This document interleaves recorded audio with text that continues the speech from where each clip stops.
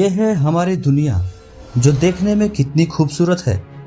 हम सभी अपनी इस दुनिया में कितना बिजी रहते हैं, लेकिन क्या आपने कभी सोचा है कि जिस पृथ्वी पर हम रहते हैं उसका जन्म कैसे हुआ?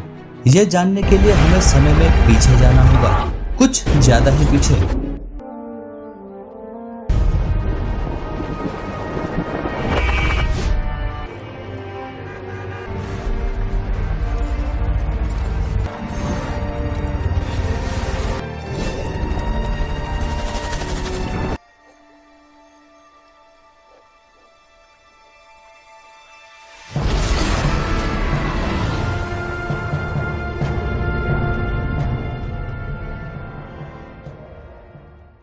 आज से करीब 13.7 अरब वर्ष पहले ये है हमारा अनंत ब्रह्मांड और उससे जुड़े सभी रहस्य। सब कुछ परमाणु से भी छोटे कण में समाया हुआ है। इस समय ब्रह्मांड में समय का कोई अस्तित्व नहीं। संपूर्ण ब्रह्मांड इस सूक्ष्म कण के विस्फोट से जन्म लेने वाला है। ये सूक्ष्म कण अपने विस्फोट से 1 सेकंड के करोड़वें हिस्से में ही विस्तृत होकर एक गैलेक्सी जितना बड़ा हो जाएगा और अनंत विस्तार की ओर बढ़ने लगेगा। यही है द बिग बैंग।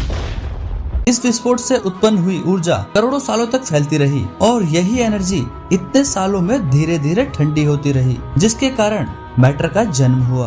अरबों सब एटॉमिक पार्टिकल्स के रूप में, जिसे हम एटम कहते हैं, असल में 2 चीजों का फॉर्मेशन हुआ, मैटर एंड एंटीमैटर। एंटीमैटर यानी मैटर का अपोजिट, इसलिए जब वो आपस में मिलते हैं तो एक दूसरे को खत्म कर देते हैं। बट फॉर्चुनेटली मैटर एंटीमैटर से थोड़ा ज्यादा था और उसे खत्म करने के लिए कुछ भी मौजूद नहीं था। इसी वजह से बचे हुए मैटर के गोले ने विस्फोट होकर तारों और ग्रहों वाले ब्रह्मांड का निर्माण किया। ब्रह्मांड में इन ग्रहों के बनने की शुरुआत भी इसी मैटर के गोले के विस्फोट से शुरू हुई। विस्फोट के बाद ब्रह्मांड में बिखरे हुए इन धूल के कणों को मानो कोई शक्ति संगठित करने में लग गई। जी हाँ, हम बात कर रहे हैं ग्रेविटी यानी गुरुत्वाकर्षण शक्ति की। शुरुआत में इस ब्रह्मांड में ज्यादातर हाइड्रोजन के एटम्स ही थे और गुरुत्वाकर्षण बल के कारण हाइड्रोजन के ये एटम्स कंप्रेस्ड होकर संगठित होने लगे। जिस जगह हाइड्रोजन के ये एटम्स कंप्रेस्ड होकर संगठित होते थे उस जगह का टेम्परेचर लाखों डिग्री सेल्सियस तक पहुंच जाता था।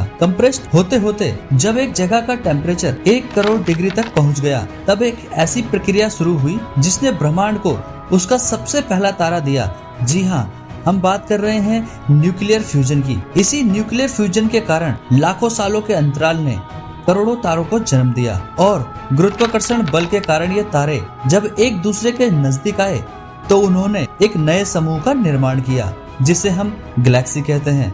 और इसी तरह करोड़ों तारों का समूह नई नई गैलेक्सी को जन्म देने लगा। इन्हीं लाखों गैलेक्सी में से एक गैलेक्सी थी द मिल्की वे।